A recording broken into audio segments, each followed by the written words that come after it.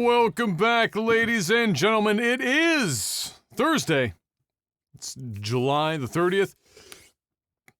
I almost thought it was August for a second, but we're not there yet. Let's hold back the hands of summer another couple of days. It's another Technical Alpha podcast. Hope everyone's doing well out there today.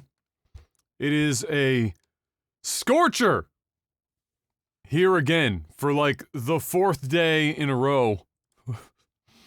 I don't remember the last time we've had a heat wave this consistent and this long, but it's been a hell of a time. Mr. Blank, how are you doing today, sir? Doing all right. Doing all right? It's certainly been a week for you. Yep, it's been a week. It's not been a usual week, but it's been a week. It's been a week. Yesterday, yes, driving down the highway, actually going to get my car safetied. The irony. Driving down the highway, I'm on the right-hand side, the non-passing lane. There's a big greenish van in front of me. And it's early in the morning. It's like 7:30 in the morning. So I just got my Tim Hortons coffee. I'm just getting ready to open up the coffee, not speeding, just literally just cruising. Got the window down. It's like a nice morning, relaxing. The sun's beating. And all of a sudden, the van in front of me starts swerving. And I'm like, whoa, what the fuck? So I as soon as the van moves, I'm like, what the hell is he trying to dodge? And then there's a big ass ladder in the middle of the goddamn road on the highway. And I'm coming at it and I'm going, fuck. I have two choices. Slam on the brakes. That's not a choice you want to take on the highway when there's people behind you. I looked to my left right away. Nobody was there. So I said, fuck it. I'm swerving.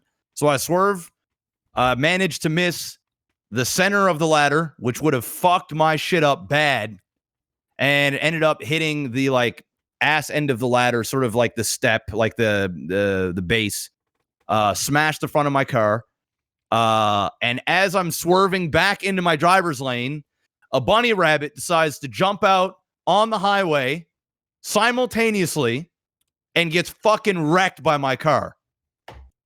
So I'm like, oh my God. So I'm very close to an exit. So instead of pulling over on the side of the highway, because there was cars from like behind me, they were all swerving. Like, bro, everybody was like, it was like one after another, all trying to dodge this fucking thing that was all over the road, along with some other junk. There was like a muffler and some other shit. It's all kinds of shit all over the road.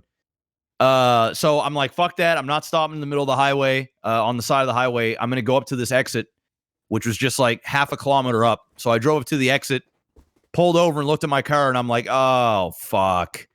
There's like a big gash. So on my entire car, I got the protective film that went around the whole wrap.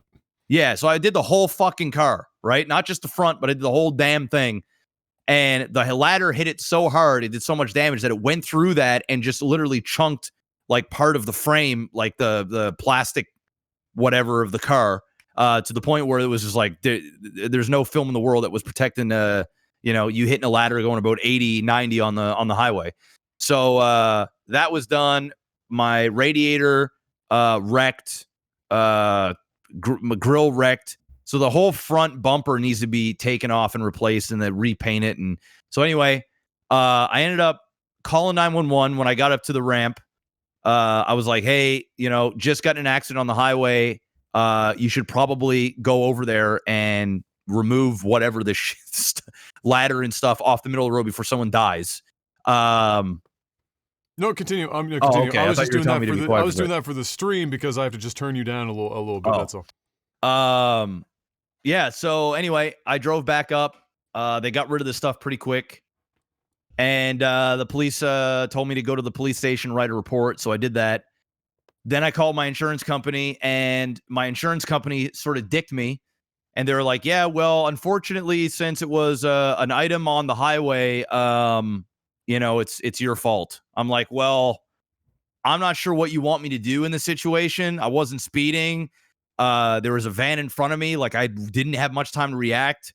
Like, I did the best I could along with everybody else on the highway. What the fuck?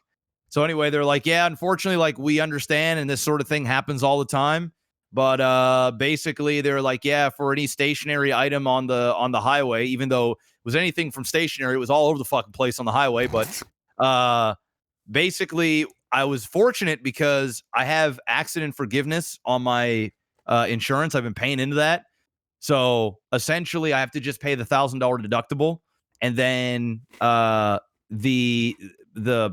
it being my fault gets forgived, and it doesn't change any of my insurance rates or any future insurance rates or anything like that. So, like, I have to use that up, and then I think after so many years or something without an accident, then you can get it back. But well, that's like the shittiest thing about, and I know it's definitely prime territory to fuck on insurance companies, because let's be honest, they're insurance companies. They're not out there to actually insure you. They're out there to make as much money as humanly possible.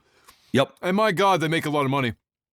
Yep. But in that instance, it's one of those things where it's like, how the fuck is the insurance company supposed to know? Yeah. And that's why dash cams are getting more and more popular now, because, like, look, I'm ordering one right away. I'm done playing any games, because if I had a dash cam, you would have seen it clearly that it was out of my control. Yeah. There's nothing I can do. Exactly. So, like, the only reason why I would have been able to put it through insurance when that guy did the hit and run on me in the Rotary months ago was because I managed to stop and look and memorize his license plate, and then give a full description of the truck. I gave them the license plate first, and then they asked me if I knew the description. I was like, yeah, it's a powder blue, fucking, like, 2003 Ford fucking something. I gave, and they looked it up, and it was it was like The Price is Fucking Right. It was the exact model year, the exact fucking model. There you go. And otherwise, I was fucked, because the dude just hit, run, bam, gone. Didn't give a fuck. See you later, because he's just running around in a fucking beater, and he doesn't want to have to deal with that shit. So, yeah, that's just dash cams.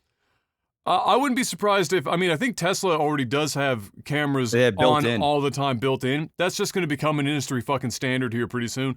Yeah. Because, we have backup cameras for that reason. Why not just put a fucking front camera on and just call it a day? Built-in storage. Storage is nothing. Yeah, it's super cheap now. Yeah. So, yeah, I suspect. So, other than that, it is what it is. Yeah, done. It's pretty ridiculous. Like, I would say in damage, I don't know the full. I just got an email today saying that my car, all the parts for it will arrive on the 19th of August. So I'm going to be waiting a while. Like, Yikes. Obviously. Well, the situation that's currently happening is probably not helping. Exactly. So I don't know if they have to get stuff from Germany at all. Thankfully, all the parts that got messed up on my car is for like a standard C63, so they could probably ship it from Toronto. The carbon fiber piece didn't get busted, so if that piece got fucked up, I'd probably be waiting an even longer time to come over from Germany. I gotta call them, because if they can get the radiator in, they said they'll install the radiator and then give me my car back to drive until the other parts come in, because there's damage on the car, but it's perfectly operable. It's just they don't want me driving the car with a damaged radiator, because it might cause more damage, right? Yeah. So we need to at least get that part put in before I can have my car. But if that's even going to take like another 2 weeks, I'm better off just waiting 3 weeks or whatever it's going to take. Yeah. And then I have to go to another place to get the coating put on my car again, just for the front bumper. Right. So, and that alone is like $780. So I put all that in insurance. The damage on the car is probably going to be between $5,000 and $7,000. And it's just a fuck show. And it's really not even an insane amount of damage. It's just the way she goes. So, well, it's the way which is pretty ridiculous. It's just it's crazy because I spend literally to this insurance company, I spend about $13,000 a year for all my insurances and everything. And I've been paying these guys for years. I've had 2 claims in all of my time, and the last claim was not even my fault. The other people's insurance had to pay for it. So this is like the first time I've ever made a claim for anything, houses, cars, anything. And they still dick you and give you a hard time, even though I've probably paid them like $100,000 worth of shit over the last 10 years. It's just like, fuck you. It's well, again, insurance companies are there to make a lot of money. They're not there to pay out a lot of money. So it is what it is. Like and yet if you don't have insurance, it'll be that one time that you get cucked. Yep. And it's game over, right? It's game the fuck over. So anyway, at least it's covered. It's done. I have another car to drive. Like they were going to give me a rental car, but I was like, fuck that. I'm not even going to take the liability. I don't even want to take another rental. I'll just drive my Jeep. I don't leave the house much anyway. Yeah. So it is what it is. So we're just waiting. That's pretty much how my week's been going. Incredible. I played Paper Mario for the week, basically. And I had a couple of days where I was off stream, just dad's away at the family home. And so when he's gone, it just sometimes, errands and stuff fall to me. So I've just been doing that kind of thing. And that's it. That's as exciting as my week was. Paper Mario. That's the show. I'm trying to think if there was anything else, but I'm pretty sure that is literally it. It's a good game. Exciting stuff. Yeah, it's a good game. It looks good. It is. It's a good game. There's really the only determining factor as to whether or not you're going to like it will be if the combat is something that you enjoy, because it's not the what people might consider to be traditional Paper Mario combat. And so if if you're not a big fan of it, then that's probably going to, it's a big part of the game. That's going to be the downfall of the game. But like, not that there's anything wrong with the combat, it's just if the style of the combat is up your alley. So the only thing I can say against the combat would be, like, for example, one of the bosses made horrible use. It was like, I said this on stream, there's something, Japanese developers love to do this thing where it's like the old trope of going into a boss and then it's almost like a scripted fight, but you don't know it's a scripted fight. So you're just like, you're attacking it, you're using items, you're taking damage and shit, and you're like, what the fuck, nothing's happening. And then you find out that really the way to do it is just guard for like 15 minutes until the boss does some sort of fucking thing, and then you can attack it. And I can't think of a single fucking Western developer that, at least in recent memory, that has ever used that mechanic. But it is something that Japanese developers use all the fucking time. And it's so annoying. Like, why any of them would ever use it is beyond me. Nobody's ever liked it. Especially, it's the most prevalent in Japanese RPGs. You go into a fucking boss, and some of them are literally unkillable. And then you use all your items and you get killed, and you're salty, and then a cutscene starts, and you're like, what the fuck? And then you find out that you were supposed to die the whole time. And you're just like, well, if I knew I was gonna die, I would've just fucking not used all my items, and you end up loading the game and then just sitting there and taking it like a bitch, so it's a useless mechanic, but they still do it anyway. And they found a way to put it in Paper fucking Mario, of all places. But everything else about that game, if there was like a game that I could point to for details, whether it's visually, audio details, level design, whatever, this game is like fucking primo. Everything about it is detail oriented, and they smashed it out of the park. It's probably one of the most polished games in that regard that I've played in probably a decade. Nice.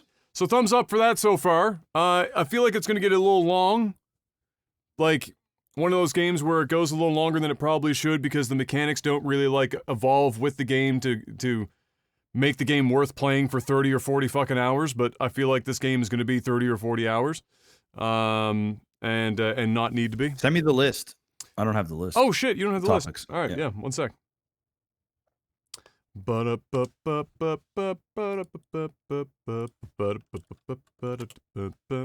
you. And we're back. So yeah, All right. other than that, that's my week. And now we get to talk about video games. Jeff, you ready to talk about some video games? Let's do it. All right. First up, in 2020 bingo that nobody would have probably fucking guessed in a million years, G4 TV is Saw that. apparently in some form, possibly, maybe, sort of making a comeback. We don't really have definitive anything yet. However, what I did see is that it's like two alumni of one from Attack of the Show and one from X-Play seem to be the ones heading this up. And they're doing an AMA tomorrow at 8 a.m. PT. For those who are interested in keeping tabs with that, of course, we will continue as we can. We'll be a week behind the times, but all the same, we'll talk about it as more develops. But G4 TV possibly making a comeback. Lots of people were big fans of G4 TV and continue to be. Their last tweet on X-Play was like from 2012. It's been a hot minute since anything has come out of these guys. So there you have it. Some people are a little bit hit or miss on Adam Sessler because he kind of got a little weirder later on down the road. But you know who continued to do really well? Olivia Munn. Mm-hmm. I mean, she went on to do like movies and shit. What was she? Psylocke, I think what she played. That she did really well with. She was like fucking had like the sword and shit. She did really well. Anyway, G4 TV.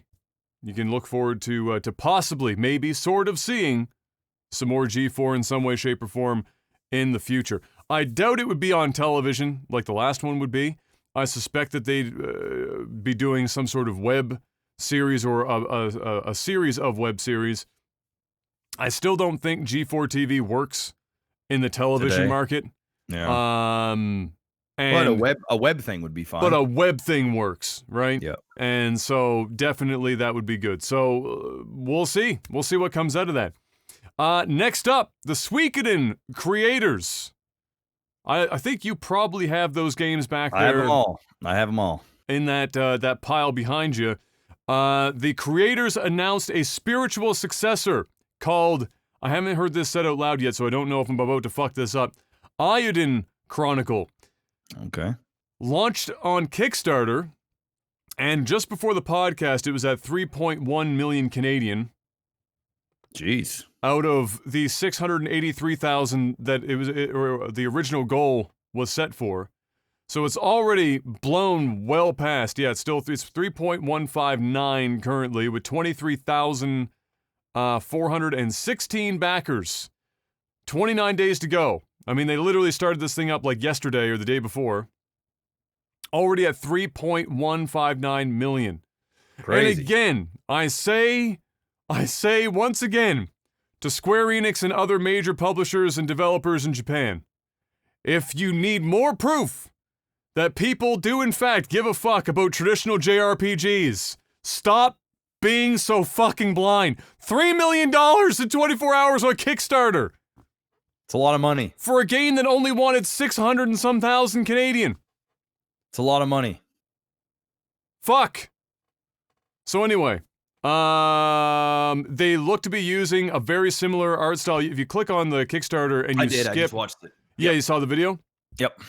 So as you would have seen, it's using basically an identical art style to Octopath Traveler, which is a fire art style, by the way. Except the combat, they're doing it much more kind of depth with the screen. It's not necessarily just kind of left-right kind of deal.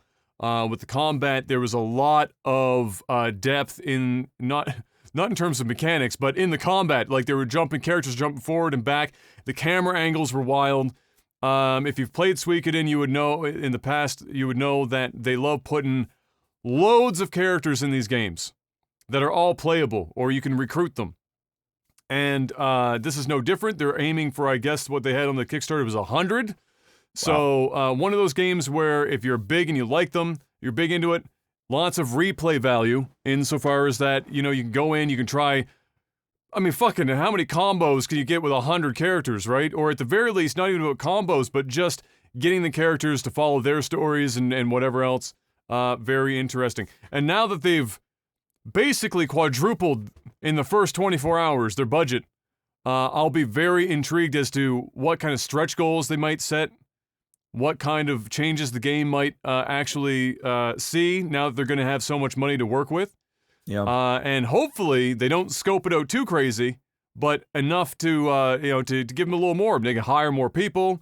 They can put some more time and energy into areas of the game they might not have had in the past. And all the power to them, because the Suikoden games, I've played 1 and 2, not all the way through. Fucking good games. Some of the best JRPGs ever made. Yep. And it's always nice seeing the older devs come up out of the woodwork and making games today, because a lot of the time, well, they're just better than what we have now.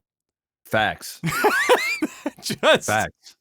It's just how it is. They're just better games. They're just better games. So they're just more pure. Like there's just something about them with like care and love. You know what I mean? Like it's like their game. You know what the difference is, Jeff? The people making the games today, a lot of them, or the people I'll change this up.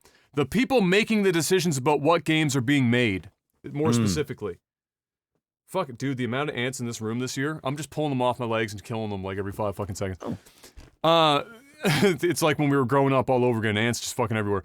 So, the people making the calls on making these games are not gamers. They're not people that give a fuck about video games. They're people that give a fuck about bottom line. The people making them, most of the devs, the art directors, the artists, the programmers and stuff, they're all gamers. Nobody is dumb enough to get into the industry where you're basically treated like dog shit for your entire career because you just like it. You do it because you're passionate about it, but then you get cucked by some balding fat white dude at the top of the fucking food chain making all the calls that got brought over by like some food company that the publisher hired because they did really good in their the last 5 years of sales over at the fucking Food Mart or whatever the fuck. Like that's who are making the decisions about fucking making video games right now. And that's why you're seeing the same game every fucking time. It's the same shit. But these guys, especially guys from like the 80s, 90s, whatever, when gaming didn't get too ballooned, these guys love games. And they love making games. And so yeah, of course their games are going to be fucking better than what gets churned out otherwise. So there you go. But yeah, I mean, and you know what? In regards to that, when I was playing Paper Mario, that's something else that I mentioned as well when I was streaming it. I said, you know what's nice about this game? Is that there is just enough depth to this game, but it's not too complicated. And there is something to be said about a game that's just a fucking video game. People were apparently in reviews complaining about Paper Mario Origami King's difficulty level. It's not a hard game. It's pretty much a cakewalk for the vast majority of the game. And they were like, why don't we have difficulty levels? And blah, blah, blah, blah, blah. I want it to be harder and harder and harder. You know what? Fuck that shit. I don't always want to play Dark Souls. Yeah. Sometimes I just want to turn on a video game and enjoy myself and feel like I'm pretty good at whatever I'm playing, or just not have to sweat the details. I'm playing a game to have fun. If your bag is to go out and have somebody ritualistically slice your nutsack with paper and punch you in the fucking throat every 5 seconds, and that's your idea of fun, great. That's awesome. But that doesn't have to be every video game on Earth. And you know what? They're giving the same kind of treatment to Ghost of Tsushima to the point where they're now coming out with like fucking other difficulty levels and shit because people are bitching about difficulty. Sometimes, and what Nintendo knows is that Nintendo makes games that are, you know what they're called? They're called fucking video games. And they're just fun. They're fun. That's the core concept. They're fun. Yeah. I don't want to make a job out of playing a game because it's so difficult. It's fucking nuts. So, not to say that old school video games weren't difficult, but they did it. Most of the difficulty was not necessarily because the games were difficult. It was just fucking limitations of the shit most of the time. It's like Contra. Half the time, if you too much shit on the screen, guys just started disappearing because the Nintendo couldn't draw the shit. But all the same, video games. I got off on a wild fucking tangent there. You did. It happens. It happens. But it's true. They're passionate about their shit, and I'm excited about this game because it's another, old-time developers coming back, making some good shit. Next up, Microsoft's CFO may have slipped in an interview when they said yes to a question that was kind of two questions in one that was related to new console and this November, and they said just yes. No elaboration, just said yes to the question. And then Microsoft had to come out and go, hey guys, so we haven't officially actually announced anything yet, just want to make sure that you guys are aware of that. And so pay no mind to what she just said in that interview. So, we know that Sony and Microsoft are still playing fucking genital jousting right now, in terms of nobody's talking about price, nobody's talking about release dates, nobody's mentioning anything, it's just kind of a bunch of friggin' saber rattling. And so, yes, this is probably, both of them are coming out in November. If one comes out earlier, maybe October on a fucking miracle throw, but it's November, December, probably within 3 weeks of each other. So yes, whatever she said, the answer is still yes. It's almost certainly going to be November, without question. I don't think she's fired. It's the fucking chief financial officer. I mean, should be fine. You gotta fuck some serious shit up before you fire your CFO. You do something wild. Next up. This is cool. In related Nintendo news, a new book is set to launch next year called Ask Iwata. Words of wisdom from Nintendo's legendary CEO goes up for pre-order.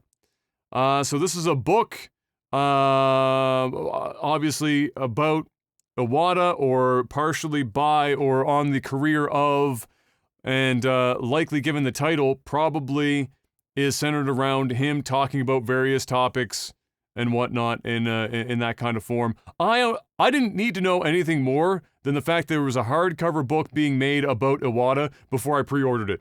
So it was that quick. Snapped it up. But yeah, coming out next year. It's available for pre-order on Amazon right now. And if there's even a little bit of information from him in that book, of which I'm sure there's lots, that's going to be a very insightful book, I feel, to have. And certainly if you're somebody that likes to collect books on gaming, there are very few people that you would want to hear more from than Iwata. Given who the fuck he is. Or was, I should say, unfortunately. Next up. Rumors circulate that Sony plans to reveal God of War 5 for the PlayStation 5. Well, not that that was a surprise, but, I guess in the not too distant future would probably be a good thing to append to that. Yeah. It was pretty obvious that was going to happen regardless. Obviously that was going to happen. But it is apparently going to, and again, not shocking, feature near photorealistic graphics. Attached to this rumor as well was that Sony will announce a second exclusive set to launch with the console, and it is apparently a revival of a known franchise. Ooh. So something we already know about, getting a revival set for the launch of the console. To have that close to your chest at this point is impressive. We're getting awfully close to the launch time. We're only a few months out, and we're talking about a revival of a known franchise that's a launch title, and we haven't heard about it yet? Damn. But you know what? At this point, I gotta keep it real, Jeff. Sony has only had to say about 3 things, and they're still beating Microsoft. Yeah. And that's sad. They've almost had to do nothing. They could coast it out from here until the launch of the console. Oh, and they're golden. Yep. Not much more to say about that. No, it's just, yep. It's just the reality of it. In relation to that, so last week we talked about the first-party showcase that Microsoft did, where they showed off at the top of the show, in my opinion, one of the most embarrassing things I've seen in a hot minute, which was the Halo Infinite gameplay reveal. The internet blew up about it. It looked like ass. Objectively. There is no, no, it was ass. It looked like it was a 15-year-old fucking game, and there's no two ways around it. In response to that, Microsoft's, or they came out and said, specifically, that it was indeed an early alpha build that was shown, not what is currently in-house, but it was what was available to show for gameplay as a complete piece, but it was an earlier build that is well past development now, like it's further along now, much further, and that the new gameplay trailer that they released, and for whatever reason didn't show during the fucking main event, was a gameplay trailer that's about 1.5 minutes, 2 minutes long, that does look substantially better than what they showed at the reveal. Why the fuck they didn't slap that trailer up front or at the end, or just tell people, hey, look, it's the fucking coronavirus. Shit's gotten wacky. We have a trailer of the new build right now, but the stuff that we've had on deck for you to see for gameplay is old, so don't freak out. As far as what it looks like visually, this trailer is accurate. As far as what the gameplay is, this is more accurate in what we can show you. And then everyone shuts the fuck up and moves on with their life. But they didn't say any of that shit. They showed this off. It looked like ass. They didn't put anything on the screen to tell you what it was. It was just silly. So, they did confirm that. And furthermore, we miscleared it again, Jeff. Oh boy. It happened again. Let me hear it. They also confirmed that at some point, they basically reworked the entire story of the game. Due to criticism that Halo 5 received. And so it was apparently that the game was originally supposed to come out earlier. But, because of criticisms for Halo 5, they reworked the entire story mid-development. So, we were talking about that last week, where a game that's been in development for this long, with no real gameplay showing, and this is what we get, like 3-4 months from release. They had to have nuked something from orbit in development. Apparently, at the very least, the story did get wildly reworked for that very reason. Bro, this game ain't coming out in 3 or 4 months. It shouldn't, but it will. Microsoft's not going to give them a choice on that one. Whatever version of this game is available, it's releasing with this console. There was also, I will mention this, there was a rumor that the multiplayer wasn't going to launch with the game and it was going to come months later. That was shot down by Microsoft. That's not the case. Multiplayer is going to be there on launch. However, there is no fucking way on earth they push this game back. They've already fucked with it 1,000,000 times. The launch of the console is coming. Microsoft has almost nothing to launch this console with game-wise. Yeah. They're going to talk about being the biggest catalog for a console launch because of its backwards compatibility with the Xbox One and further backwards compatibility with the 360 and Xbox titles. But the reality is... They got nothing new. There's no new release titles coming with this console that are worth talking about. Yeah. While Sony will have at least a couple brand new games launching with the PS5. So they're fighting, they're already behind before they even get going. So they need Halo to be there. In whatever form they can get it. And then because it's a game that's going to be, the narrative is going to be this, Jeff. This game is going to come out. It's going to look mediocre. It's going to play mediocre. It's going to be mediocre in general. Probably 7s. If they're lucky, 8s on the early reviews. Which for Halo Infinite, might as well be a 4.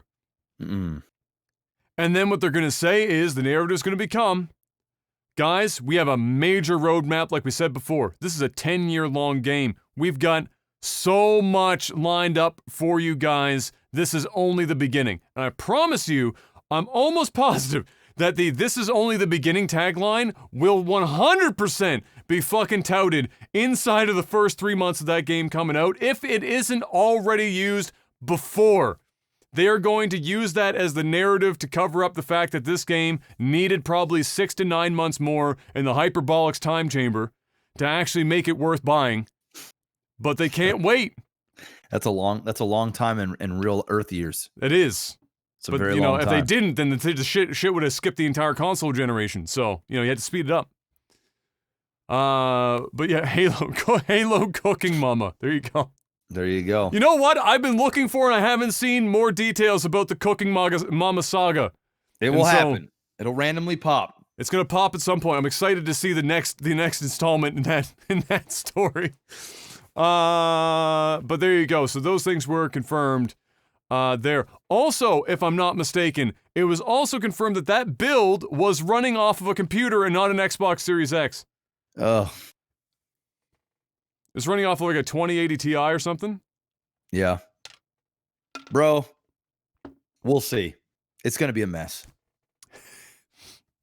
Bro, they're coming in. They're coming in like the drop ship at the beginning of that fucking demo. They're coming in hot. And they're going to be ready. They need a pilot to save their ass before fucking going up in smoke on impact. I think that was confirmed. Yeah, I'm pretty sure that was it. Like a 2080 Ti. It doesn't matter. It looked like it could have run on my fucking cell phone, if I'm going to be fucking honest with you. So it doesn't really matter what it was running on. It's embarrassing one way or the other. Next up, Cuphead finally lands on the PlayStation 4 after originally never being planned to actually end up on the console. It wasn't that Microsoft held a license with the studios. It was the studio behind it. It was just they had only planned to release it for the Xbox, PC, and then the Switch. I suspect that like it would be similar to Atlas with PlayStation, where they just felt some loyalty to Xbox because of the aid that they got, and so while it wasn't necessary, they did it anyway. But now, Cuphead coming out on the PlayStation 4, and as a casual reminder, that's another really fucking good video game that if you haven't played already, it's awesome. I loved Cuphead, and it was like the right amount of difficulty and the right amount of length. Yes, because it's one of those games that like is incredible as you play it because it's so unique and the artwork is so beautiful and there's so many gems in there. If it went any much longer, the magic of it would have started to diminish, and it was just the right amount of time. And if they come up with another Cuphead, which I'm sure they will, because it's starting to become a big known has a cult. Cartoon. Yeah, it has its own thing coming. So I think getting another game in another 2, 3, 4 years will be perfect. Another like 10-hour, 8-hour game be perfect.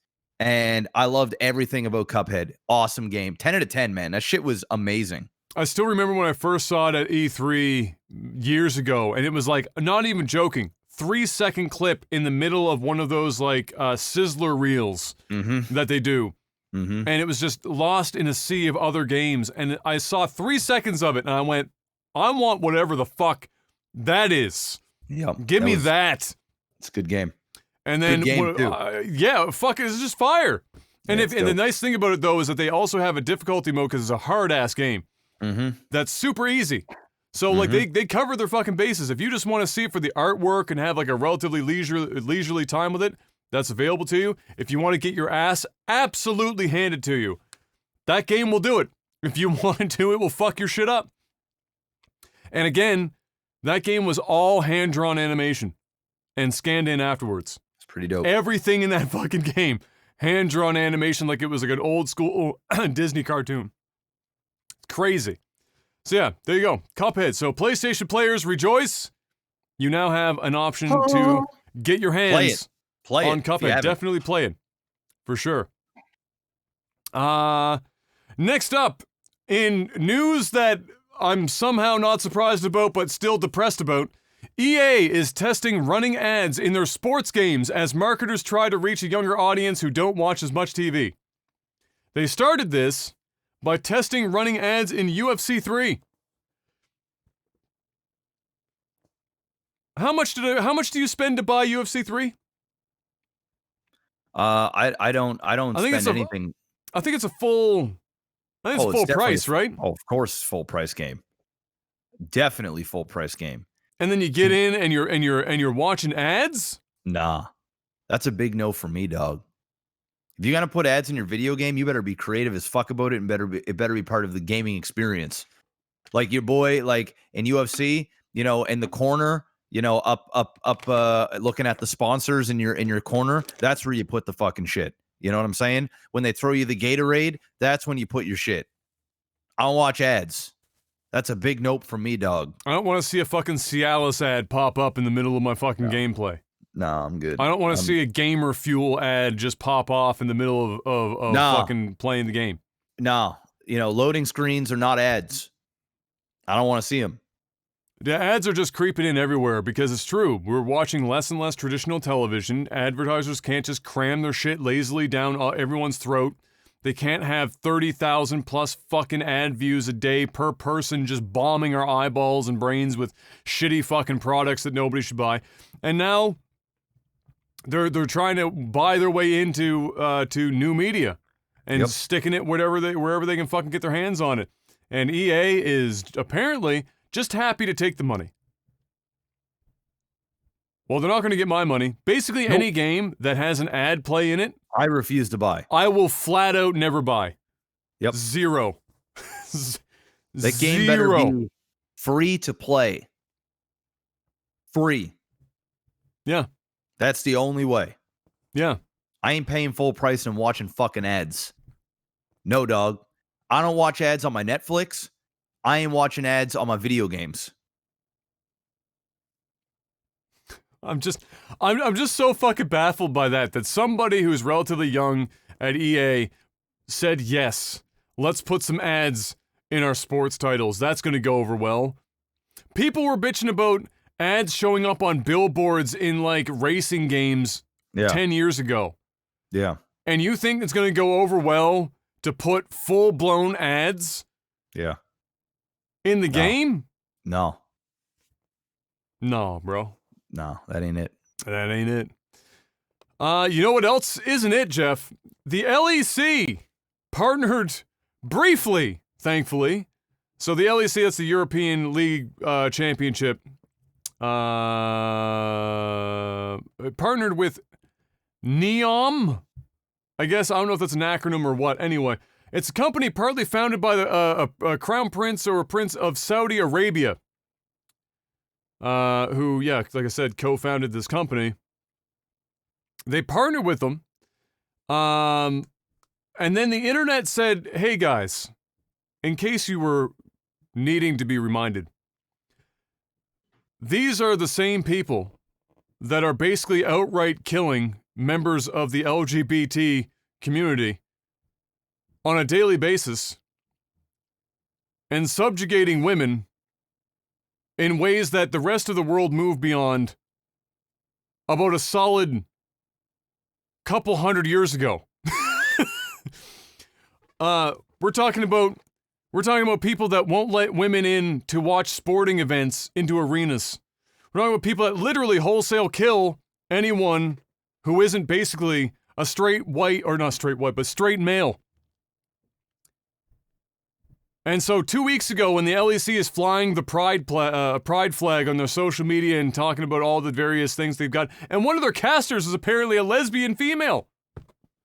And then they partner with this company, like 14 days later, and everyone went, excuse me? Who do you support? I mean, the reality was it was the money, but the backlash was so bad that they actually fucking backed out of the partnership. And you know what? You can't shit on them for it. I saw some people say, well, you did it, now you can't fucking take it back now. But look, you can't have your cake and eat it too. Everyone stood up, said, this is not who you want to partner with. This is like counter to your what you are trying to espouse as an organization. They listened, and in 48 hours, backed the fuck out of a deal that I'm going to guess was probably worth a shitload of money. You gotta give credit when credit's due. You have to give it to them that they did the thing. They announced the partnership during Pride Week in Berlin, with the LEC having a pride-colored logo up on their broadcasts and socials and all. So it was like completely fucking butting heads with what they were trying to tell everyone. Well, I mean, even if there wasn't Pride Week or anything like that, still a bad choice. They're still gonna get, it's still. It was just the worst possible time. It's almost like they didn't really do the research, and they just got offered a ton of money. It's like nobody watched what happened to the WWE when they went there. Yeah. It's like nobody was like, hey, remember what happened when the WWE went over there and did this shit? Exactly. That's yeah. It doesn't feel like the people that made these decisions really knew, like really thought it through. Do you know what I mean? And then they quickly realize like, oh shit, yeah, this is probably not a smart move. Let's back out of this. It is very. It's surprising that nobody could have stopped for 3 seconds and went, hold up, because it's not like what's happening and culturally in Saudi Arabia. It's not like it's unknown, right? It's not like it's flying under the radar. The shit is like painfully obvious and talked about all the time. So it's very odd that they went and did that, but.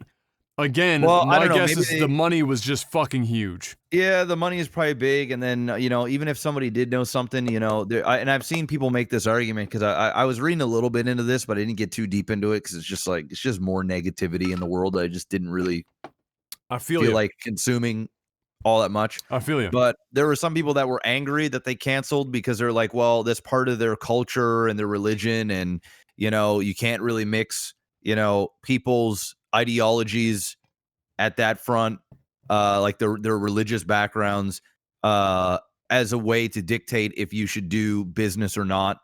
So I was reading those types of things, and there's merit to that to a degree, but 2 degrees. Yes, but in this situation where you are representing the very types of people that to the vast majority of the world you're treating extremely poorly and not giving equal rights to, that's a problem.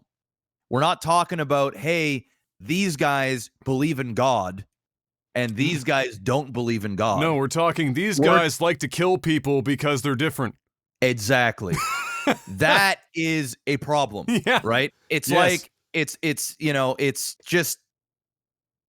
insane that they would even think that would be okay, right? So like the people that are making those arguments about somebody's beliefs, I get where they're coming from, but they also got to understand that there are some beliefs that are extremely radical and that are just, in my opinion and many others' opinions, are just uncalled for and you don't want to be attached to. You might not be able to change how they operate, but you most certainly don't need to operate with them and support what they're doing.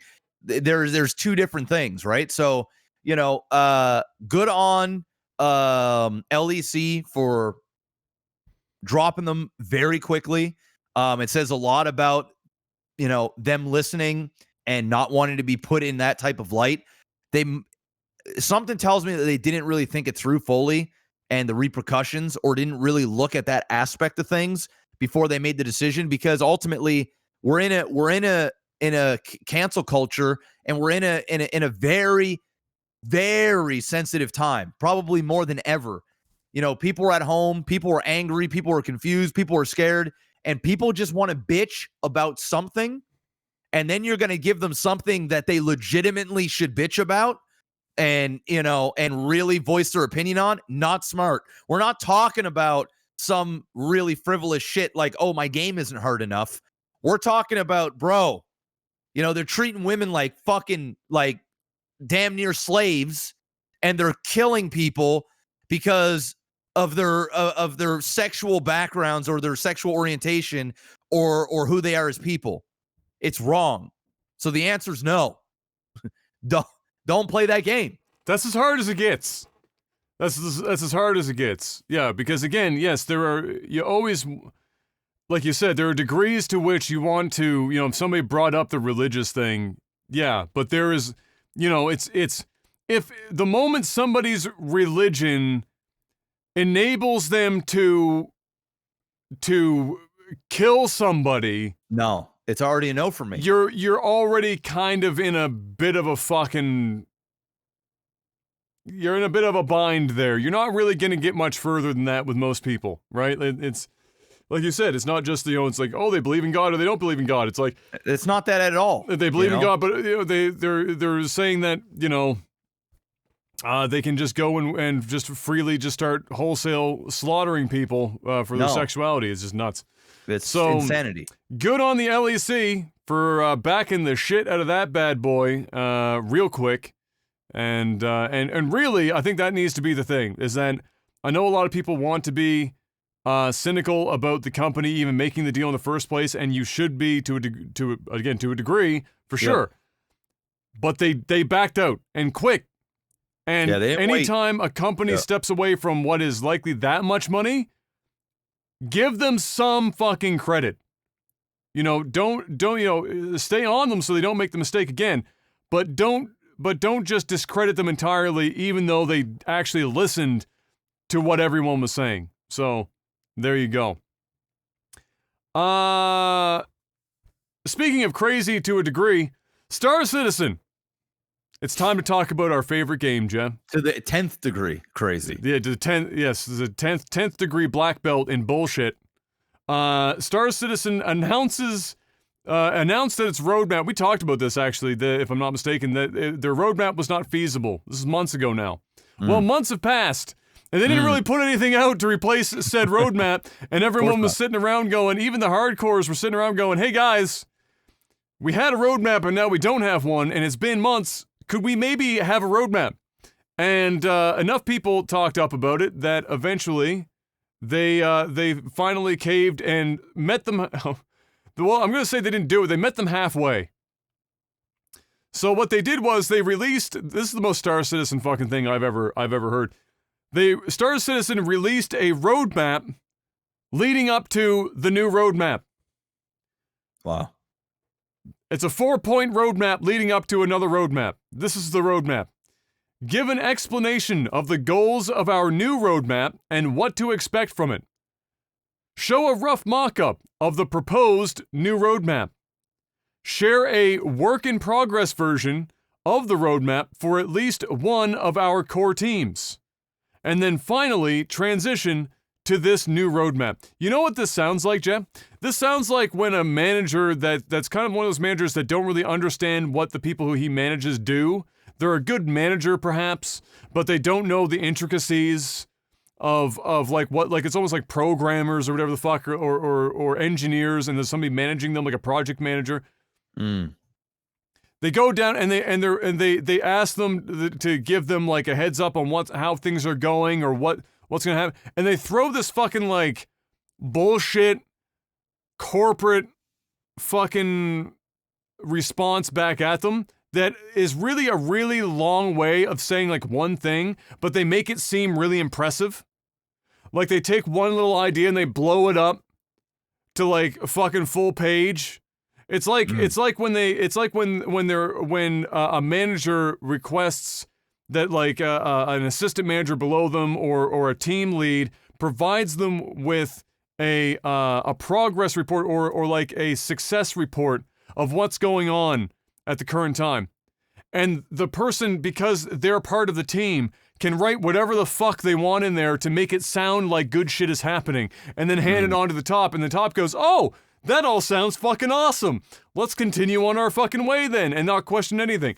That's all this is. If you need a roadmap, Jeff, to lead you to a roadmap, You're doing it wrong. You are in a fucking heap of shit.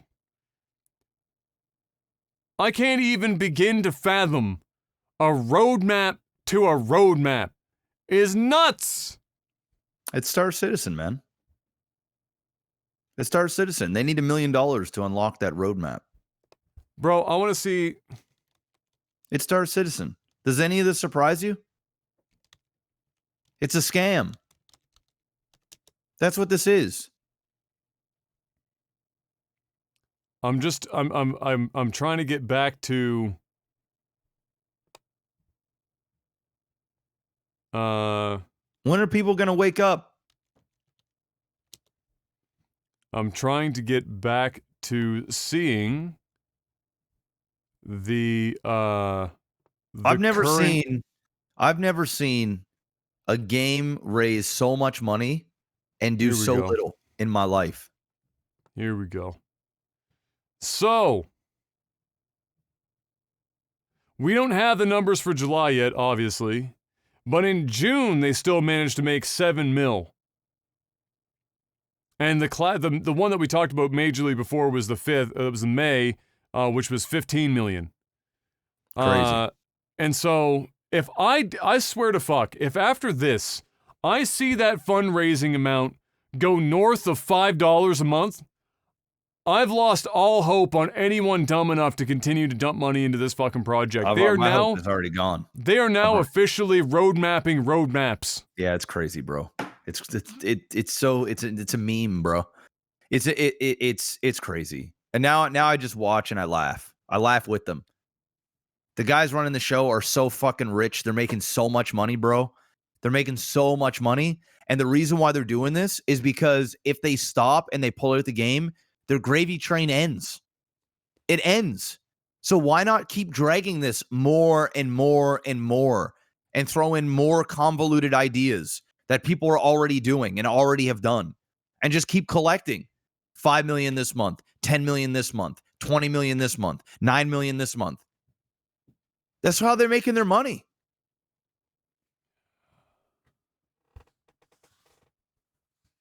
They can make this game go free to play at this point. They've already made $1 billion. It's done. Well, they can make the game free to play, but there's nothing to play, Jeff. Facts. I mean, facts. And at this point, is it even free to play? You've got people who have, you know, the average expenditure I think was like somewhere between $60 and $100, but there are a boatload of whales on this fucking game. Of course. It hit 300 million in June 2020. Listen, man, if people are enjoying it, listen, I'm not going to tell them how to spend their money. You just go and do your thing. You know, if there's something about this game that you love and you're playing it and you're enjoying it, by all means, keep giving the money, keep doing your thing if you're getting that enjoyment. But if you're giving money to these guys in hopes that this game will finish or in hopes that your money is going to help them continue to do what they're doing, stop. Stop giving them the money. Here's some hot, fresh reality for you, Jeb. So they stopped updating the crowdfunding, like what they were doing with the money. They probably put it somewhere else, but they don't have it on the funding page anymore as to what they're doing with the extra money. So they stopped posting what that is. They ran out of ideas. In roughly November, December of 2014. $65 million is where they were at that point. And their last posted thing here on the funding goals page, again, it's probably somewhere else, was enhanced ship modularity. Yeah. And before that was pets. Yeah, they had already run out of ideas so far, like so long ago, that they made the difference between 63 million and 64 million was pets. Yep. I remember at one point it was $1 million per planet or some shit. So anyway, it's more Star Citizen. Yay. Crazy. I urge anyone who's into Star Citizen to dump that fucking game off a cliff and just go play No Man's Sky, because you know what? By the time this game comes out, facts. No Man's Sky is going to probably be 80+% of what that game is. Yep. And you would have already done it all many times over. So just literally anything. Especially now. I mean, No Man's Sky's gotten so deep in putting out free shit, they've got mechs. Literal mechs. They've got ships that grow from eggs now. For shits and giggles. And it's free. They're putting pets out at the $63 to $64 million mark. And they're at $300 million. And there's nothing to show for it but like a quasi demo, and you can walk around the fucking show floor like it's a fucking Lamborghini dealership to see the ships that you can buy or the ones that you may or may not already own. Yippee-ki-yay. Yikes. Fucking yikes. Mr. Black. Yeah. It's time to sell out. Are you ready to do a little bit of selling out today? Well, we've got Elgato, man. If you guys already have a Stream Deck, well, you all got to get one. Link is in the description below. They also have green screens. They also now have microphones, the Wave products. Just a USB plug and play. You're off to the races. Can't forget about the capture cards. New consoles are coming, guys. You're gonna need to capture them bad boys in 60 frames, 4K, HDR. You can get it with Elgato's capture cards. All of the products you can find on their website, or you can go to Amazon, buy them up. They are literally selling out of almost every product that they have available. Jeff, I have a question for you. Okay. Let's say that I'm a project manager. And I've been put in front of a team. I don't really know what the fuck they're doing, but all I know is that we are struggling despite raising hundreds of millions of dollars to put out a game of Tetris.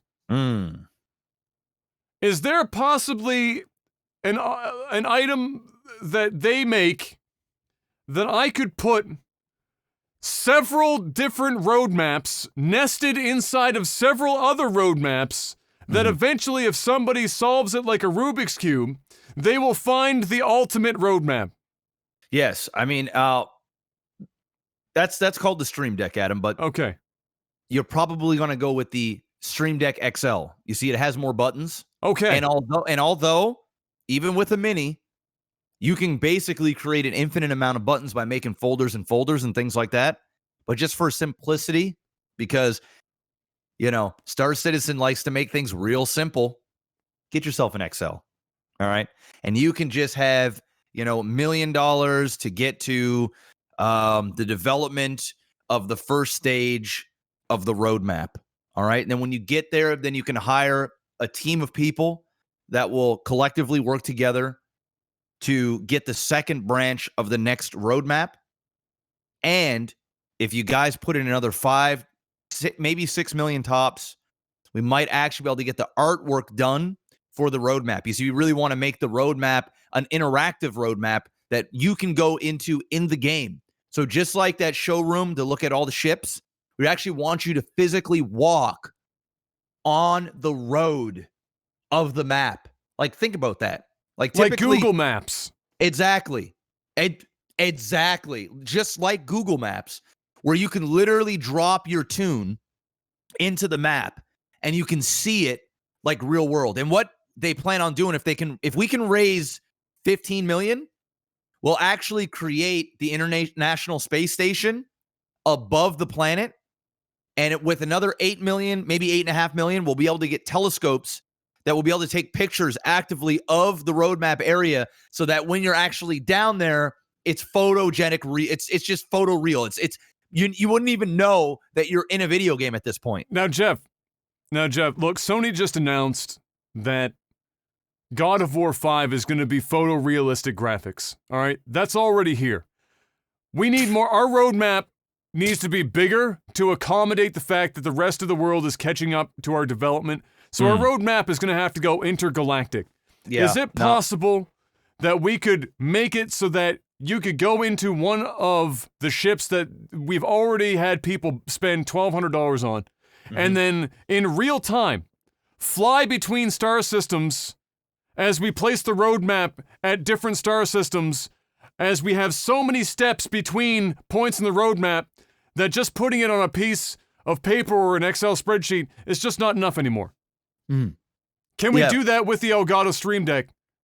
Oh, you're not going to believe this, but we actually thought about exactly what you said, and we have a $30 million stretch goal that will get us right there.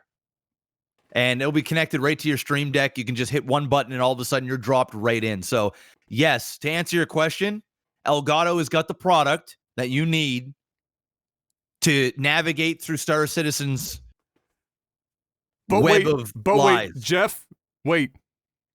I have the VR headset and everything. I get the full immersion. Mm. But I want to feel like when I'm passing by a sun,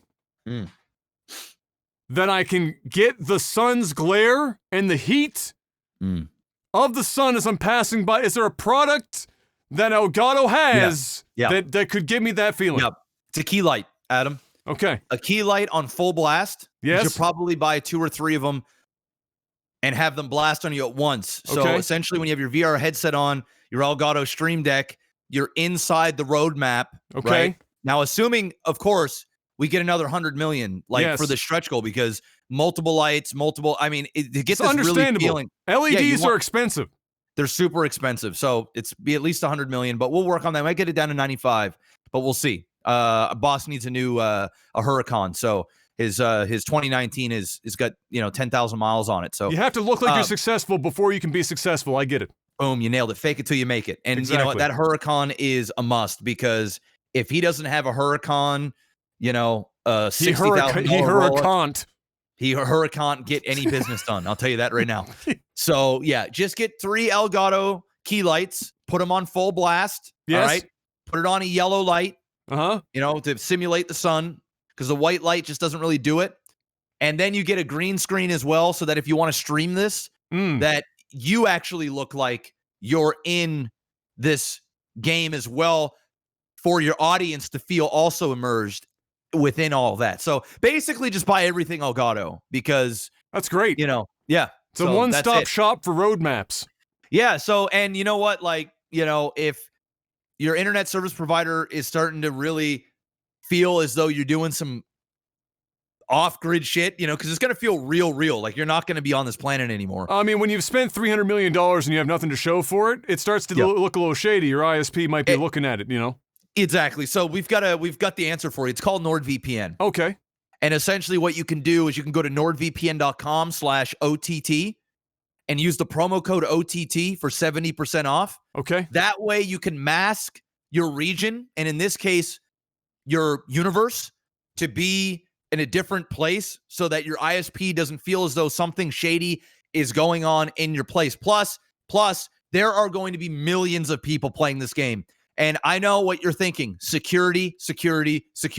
So let me tell you something. Once you mask your IP, they're not actually going to know your real IP address, which means they're going to be some sort of intergalactical ISP that they can't even decrypt and decipher. So basically what I'm saying is you need to get a NordVPN. I'm also saying that because we just re-upped with NordVPN for, till the end of the year, essentially, because you guys have been doing such a good job at buying all of those subscriptions. So what we're going to need is we're going to need you to go and purchase more of those, right? But think of Star Citizen. It'll be perfect for you, all right? Up to 6 simultaneous connections, which means when you log in and you get a party of friends, you can get 5 friends together. You can all use the same password, login information, and use 6 simultaneous devices. 6 of them. While you're in the Star Citizen, lobby. It also sounds like if I have gone balls deep and spent $32,000 on buying every ship in the fleet, I can install NordVPN on 6 of my ships simultaneously to get the most out of my connections. Absolutely. You can do that. So go ahead and do that right now. All right. You won't regret it. And I'll tell you what, if it isn't tickling your fancy within 30 days, they're going to give all your money back. No questions asked. Unlike a Star Citizen ship that you spent $1,200 on, that money's gone. It's gone. All right? And is there a roadmap to this refund?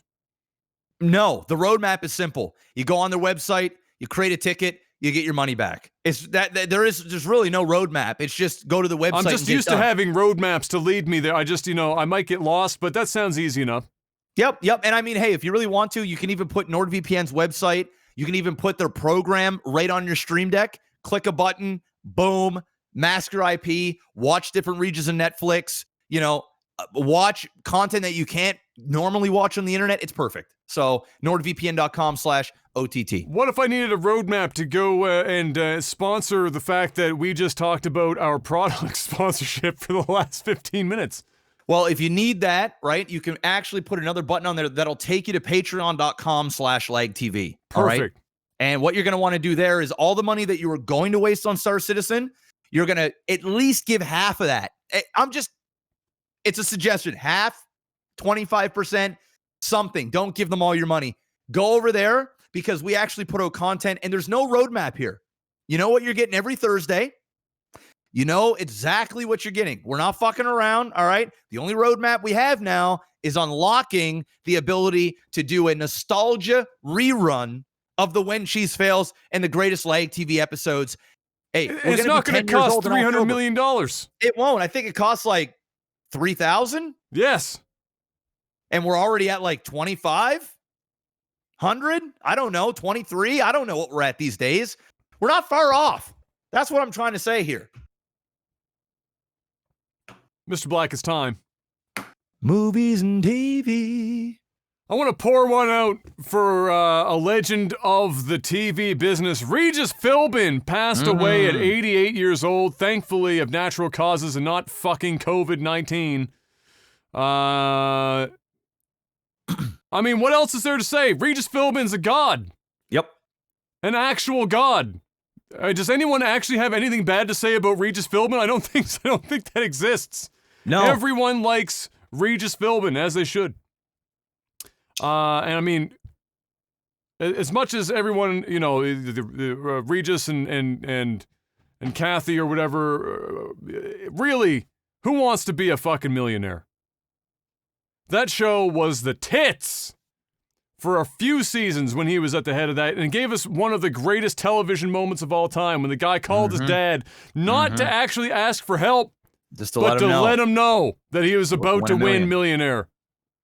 That's fire. Can't get any better than that. Next up, you know who lots of people have lots of things bad to say about somebody? Kathleen Kennedy. And it's my favorite. You like Star Citizen. I love shitting all over Kathleen Kennedy. It's almost a fetish of mine at this point. And Rise of Skywalker reportedly had 3 cuts of this movie. One of the cuts was the one we got. It was the J.J. Abrams and Kathleen Kennedy cut. The next one was the Bob Iger cut. And the last one... Bob Iger have a cut? I'm guessing just what he watched of all the footage and what he liked. I'm assuming. And then the last cut was the George Lucas cut. Reportedly, of all of the 3 cuts, George has scored the highest in test screenings at 88 was the score. But Kathleen decided to not go with that version. The cut was reportedly about 40% different from what we got from what we got in theaters. And 2 major changes are noted here in this article that I've got pulled up here. So this comes from a guy, his name's Doomcock, and he's put out a bunch of stuff in the past. He's pretty reliable. If he says some shit's happened and he has the sources, odds are that shit happened. Let's see here. I have the details. Oh yeah, he says, I have the details of 2 scenes that were in the Lucas cut, but not in the theatrical release, and one of them will likely break your heart. So let's just do that right now and fuck your whole day up, shall we? Oh. The first one is, Rey is alone on the Falcon, struggling with feelings of shame as anger threatens to lead her to the dark side, and she asks out loud, why is this so hard? Suddenly, even though she is alone, she hears a reply, life is a struggle, but in the struggle we become better. Rey looks up and sees Anakin Skywalker standing right beside her as a Force ghost. My source, he said, was personally shown a screenshot of Anakin and Rey standing together on the Falcon. But that's not the one that really fucking is gonna make you want to punch babies. What? We'll get to that one soon. There's more to add to this scene. In the scene, Anakin reveals to Rey how the Emperor survived in Return of the Jedi, and reveals information regarding the Veil of the Force and the Emperor's Sith mirrors that allows him to access the Veil's powers, which we talked about in a previous podcast as a method in which it was rumored Disney was going to retcon the 3 current Star Wars films. So basically, Anakin was going to show up and explain her to that stuff to us, so the audience would have been primed for a redo of the films going forward. So we see here that George Lucas wanted to use the concept in Skywalker as introducing to the larger audience, which we can guess would have led to the reset. Something, of course, Kathleen Kennedy would have been dead set against, as it would nullify her 3 movies. So that could be why she decided to not go with the Lucas cut of Skywalker. Then we got some more details on what is called the reunion, which, fuck me. Doomcock goes over the details of another scene of the Lucas cut of Star Wars: The Rise of Skywalker, in which a scene that would have been included by J.J. Abrams in The Force, should have been included by J.J. Abrams in The Force Awakens. It's a scene that everyone wanted to see and something of a no-brainer. It should also be said, it's obvious that Kathleen Kennedy and Abrams never had the intention of including the scene in their Disney Star Wars movies in the first place, as it wasn't the fault of the death of Carrie Fisher that caused the scene to not happen. But Abrams and Kennedy intentionally chose to not do the scene, as they killed off Harrison Ford's Han Solo in The Force Awakens. Something that these guys are saying is unforgivable. I'm not totally against that statement. Yes, the scene involves the reunion of Leia, Han, and Luke. The next, so this is back to Doomcock's quote. The next bit is going to make you mad, explains Doomcock. The second scene that was revealed to my source happened when Kylo Ren got the vision of Han Solo sent by Leia to try and steer him away from the dark side. In the Lucas cut, when Kylo speaks to Han, he is joined by Leia, who force projects herself into the scene. The two of them are joined by none other than Luke Skywalker. This is what ultimately kills Leia, force projecting herself and Han to try and save their son, and then Luke himself projects himself as a Force ghost is there. And so, the result of the scene is that finally at the end, fans would have seen Han, Luke, and Leia reunited one last time, and this is what Kathleen Kennedy took away from us, if true, reveals Doomcock. I can tell you that my source personally saw another screenshot of this scene, a photo of Leia on the left, Han in the center, and Luke on the right. And so again, Kathleen chose to not go with these scenes, as essentially what they reveal is that she made the wrong choice about what direction she went with regarding her Star Wars movies. The potential good news is that George Lucas is rumored to return to Disney Star Wars in some form, which will also involve Jon Favreau and Dave Filoni, I think is how you pronounce that last name, I'm not sure, possibly as an advisor or even the new head of Lucasfilm. There may be hope. Yet, that all comes from Cosmic Book News. No way that George is going to be the new head of Disney of Lucasfilm, but he definitely would go into, give his point of view. So there you go. It is what it is. That shit should have happened. The fact that they managed to do 3 movies without reuniting the 3 fucking characters is one of the most heinous fucking things even in if film. they did all this stuff, the movies are still not good. Yeah, not it's just good. Told bad. Yeah, it's still bad, better, but still better. Yeah, better. Yeah, right. Yeah. So just like we have or I have a hashtag fuck Konami. Any opportunity to say this? Hashtag fuck Kathleen Kennedy. Fuck her. Destroyed Star Wars by herself, and I cannot wait for her to be fired, given $1 bajillion as a severance, and then move on to somebody who actually knows what the fuck they're doing. That would be great. Mm-hmm. Next up, The Witcher Blood Origin was announced, a 6-part live-action Witcher spin-off series looking into the origin story of the merging of man and elves within that universe. So there you go. Nice. If you like The Witcher, we know the second series is already on the way, and then it's not going to have all that weird fucky timeline shit that the first season fought with. And now we're getting a spin-off with the Origins, which I think I don't know because I didn't play, but I don't even think the games covered the Origins of that. I suspect obviously the books probably did, but yeah. So this would be new territory for a number of people. And so that's kind of exciting to see.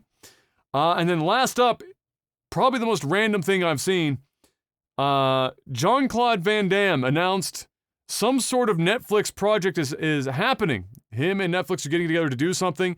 It was a teaser trailer that was put up, which is just basically classic shadow of Jean-Claude Van Damme doing the splits, because that's 95% of Jean-Claude Van Damme.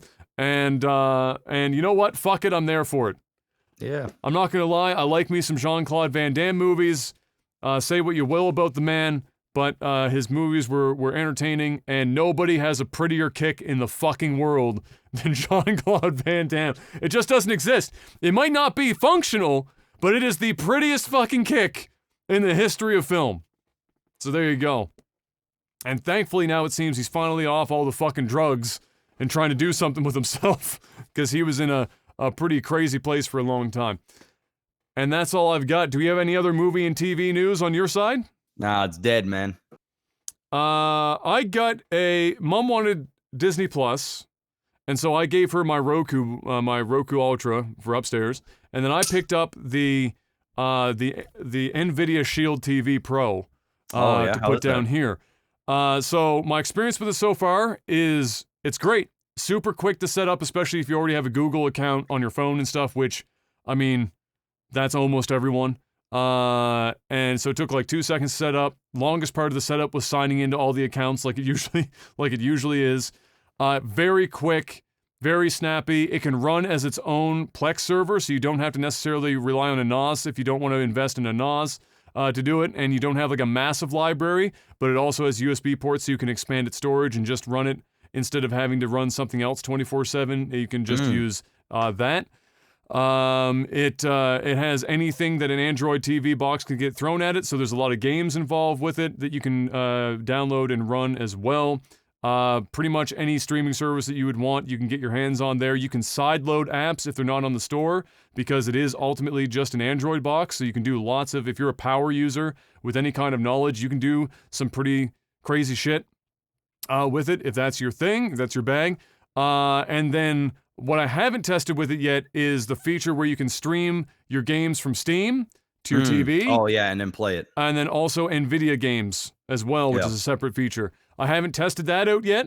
It's not something that I necessarily need here, because I can literally plug an HDMI cable into my TV. However, I'm still probably going to try it at some point to see how good it is and see how it holds up. And see what kind of like the input latency is like and things of that nature, because it is a very cool feature to have. But the most impressive thing out of the whole thing, for me personally, and it's not even that beneficial for me because I'm still on a 1080p TV, is that anyone with a 4K TV, and especially a decent 4K TV, the upscaling that box has is fucking bonkers. So if you're watching 720p or 1080p content, which is the majority of content you're watching, most of the stuff on Netflix would be 1080p, for example, and even a lot of television stuff or whatever you might be watching, or rips that you have on your hard drives, maybe 720p of television shows. The AI upscaling specifically for this is nuts. It makes it look legitimately fucking like noticeably better. Like, we're talking the layperson would notice the difference, not just somebody like me that would like pixel peep for 15 minutes to find the fucking difference. Big difference. Like when I was watching streams, like I had the Twitch thing up, if you were to find a VOD or whatever that was running within the spec of the upscaler, which it has to be 30, I think it can't go north of 30 FPS, and then just to watch the content, made it look so fucking good. It was wild. I would love to see it on a 4K TV, because that's where you're going to get the most benefit, upscaling 1080p content to 4K. But if you're somebody that consumes a lot of streamed things, like Netflix, Crunchyroll, whatever, and you're on a 4K TV, man, I fucking tell you, I wouldn't say this otherwise. Everyone will see the difference, and it's not like a sharpening filter like some upscalers. It legitimately, in the vast majority of details, it's crazy, dude. I don't know what the fuck they're doing. It's magic to me. It's fucking magic. There you go. And whatever next version of this, I would say this, don't buy this one. I suspect in a year to 18 months, the next one is going to come out, because this one doesn't have HDMI 2.1. It's at 2.0B. And so I suspect that you're going to get the new model in a year to 18 months, and that will be the one to buy, more than likely. It is expensive, but if you're a power user and a gamer and you'll make use of its functionality, and then it is by far, it's not even close, by far the best fucking box I've plugged in. The next closest one is the one I gave mom and dad, which is the Roku Ultra, but that's just for streaming content, and it doesn't have a lot of, like, it doesn't have as broad of an HDR compatibility, for example. So if you have Disney Plus, like you do, Jeff, like, you know, your TV in your living room has the HDR, like Dolby Vision, is on a lot of Disney stuff. Roku Ultra doesn't have Dolby Vision, for example, but this one does have that compatibility, so it's better in that regard. But otherwise, yeah, very, very good stuff. So thumbs up for all of that. And that's it for that. It is now time to move on to Tech support. Ladies and gentlemen, patreon.com/lagtv. We are working towards that $3,000 goal. When we hit that, we're going to be doing a remote series of Jeff and I watching our classic Lag TV content and doing running commentary over those videos. We're going to find a way to do that and try and, like, produce, like, some decent stuff for it. For you guys, it's been a requested thing for a hot minute now. And if we hit that 3,000 on Patreon, that's when we're going to be taking the time to do that kind of content for you guys, and you'll be able to watch that stuff. You guys have been crushing it so far, doing a great job, despite the fact that I know lots of people don't have the income that they would normally because of the coronavirus. Lots of people have certainly, I seriously appreciate those who have not canceled, but it just backed off on their amounts, which makes perfectly good sense. I get it. It's greatly appreciated that you guys have continued to allow us to have our income while yours has taken a hit during all of this nonsense. But you head on over there, $10 and higher each month. You're going to be able to ask questions on our tech support post that I put up before the podcast. Or today it was during the podcast because I forgot to get it up just before. And ask your questions there. We answer as many as we can. You also get access to the I wanted to say HQ, but high quality version of the podcast audio, which is basically lossless audio is what you're getting off of SoundCloud for that. So if you're a real big audio nut for that kind of thing, then that you get as well, and some other stuff too. First up, let's see, we got the people who are still doing the like things. So I'm going to see what we got here in the likes. Logan asks, if you could be the CEO of one Fortune 500 company, what company would that be? Microsoft. Somebody has to fucking stop the madness with the updates. Somebody's got to fucking do it. Also, somebody's got to fix the bullshit in the Microsoft Office suite, because it has been fucking a mess for a while now. But yeah, I'm going Microsoft on that one. I'm going Facebook. Facebook, okay. They got to fix that shit, man. They got to fix it. I feel like Facebook's fix is to just delete Facebook and go all in on Instagram. Yeah. It's where every young person is anyway. Facebook's dead. Like, at this point, they're just extracting as much value out of the remaining, like, fucking older edge of the millennial curve into the fucking boomer territory that's using Facebook. They're just extracting everything they can out of that user base because numbers talk and data talks. And so once that, I mean, really, I think they should just dump into fucking Instagram at this point. But yeah. I wouldn't want to be Google. Just too much fucking... Google's got too much information on everyone. On everyone, and I'd be terrified on a constant basis about that shit. G-Bros asks, what things scared you guys as a child? Was it an irrational fear or because of a bad experience? As a child? Yeah, we skipped Gen X entirely because Gen X just never actually says anything. They just, like, sit around and fucking... Gen X just accepted their fate, and they're not even part of the thing about Gen X is they don't want to be part of the conversation. That's the beauty of Gen X. They're just there. It's like the forgotten fucking generation, and they kind of want to be forgotten. I wasn't really scared of much as a kid. Like, I can't really think of like any fears that I've had like as a kid. No, I didn't have anything major. Like, I wasn't afraid of the dark or anything, you know. No, it was nothing like that. The only thing I feared as a kid was my dad's boot up my ass. That was pretty. I was just about to say, my father's probably the thing that I feared the most. Yeah. Getting an ass whooping. You know, and I think that's probably a result of good parenting. I think if as a child, I mean, when I say like some people actually fear their father because of really bad things, but you know, for me growing up, it was like, hey, fear of disappointing my dad, fear of getting that report card to show my dad, fear of, you know, doing the wrong thing, getting punished. It was like a healthy fear, I guess. It was borderline healthy fear. Sometimes it was unhealthy, but I think the most of it was relatively the fear that you want your child to have, so they're not running rampant. It's the fear of consequence. Exactly. Right? Yeah, for sure.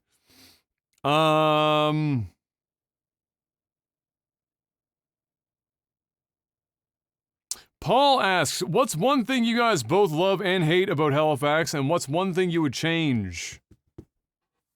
So a love, a hate, and a thing we would change about Halifax.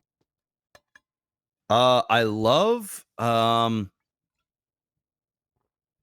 people. The thing I hate about Halifax,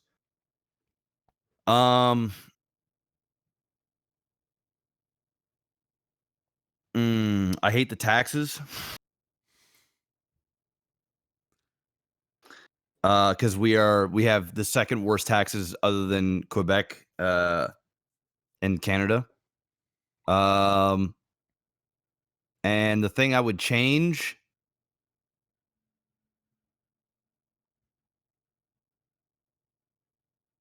the taxes. Like, the shittiest thing about the taxes here is that there's really no option for a government because we don't have a tax base. I know. So it's like it is what it is. It Yeah. is what it is. Like, it is what it is. Yeah. Yeah. The thing I love most about Halifax is that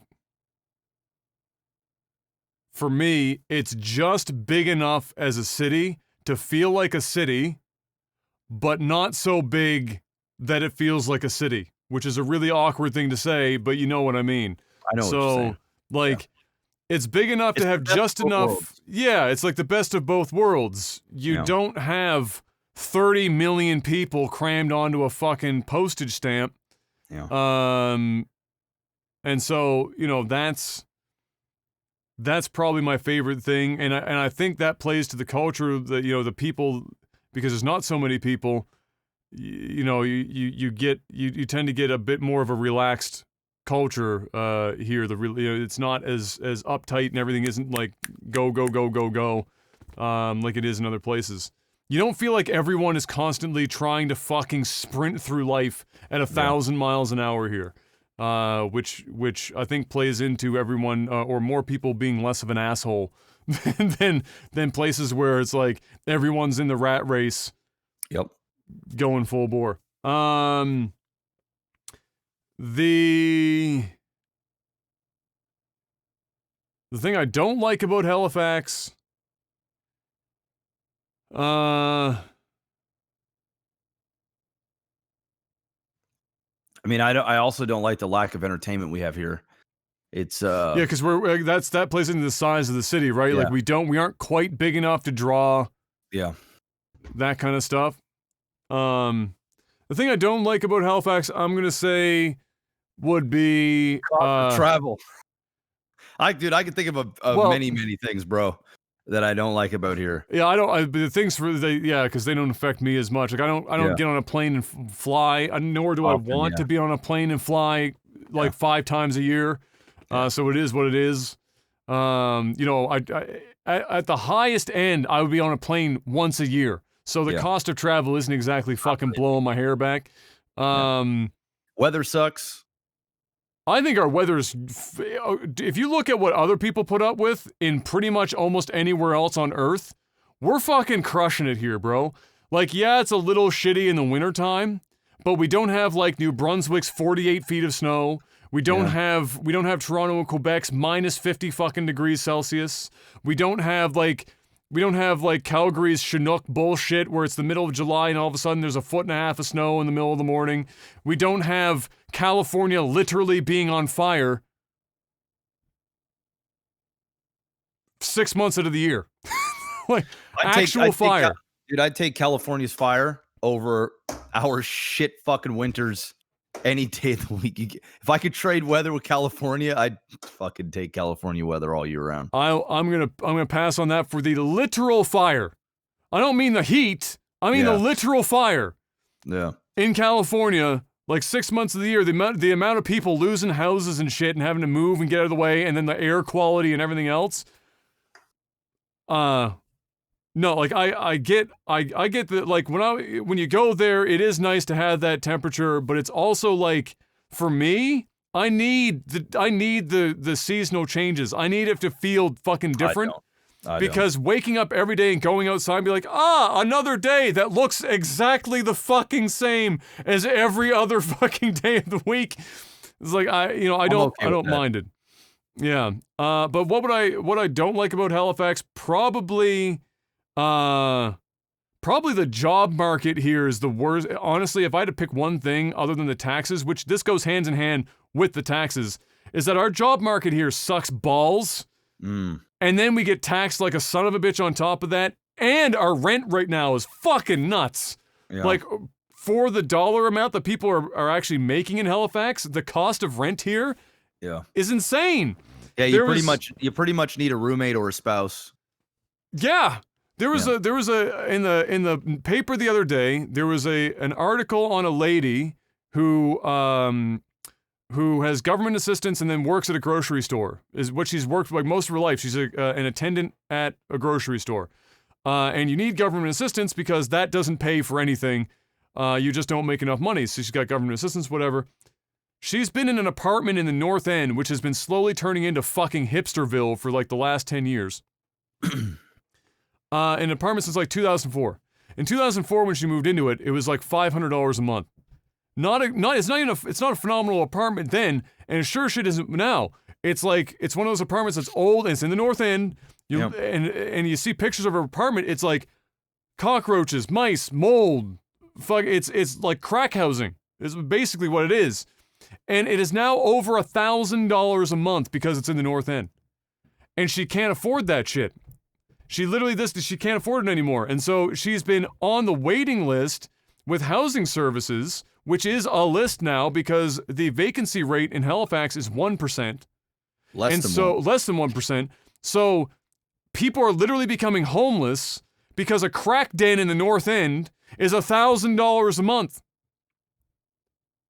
Yep. It's not, like, the only thing I can think of is because it's people moving from outside the city with money, buying up property in Halifax left, right, and fucking center, and driving the cost up. Because not enough people in Halifax make enough money a year for any of these rent prices to make even a little bit of sense. Halifax is like a race, if you're lucky with a college degree, or you're like red sealed in 3 different fucking trades and you're in the union, it is a race to 75 grand a year. And that's like Halifax baller at 75,000 for the vast majority of people.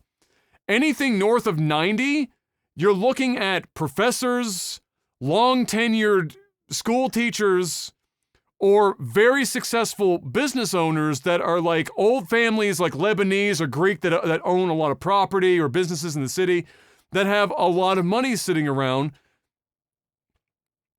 because most of the businesses are privately owned in Halifax. There's not a lot of like big business that have like, say, corporate offices here.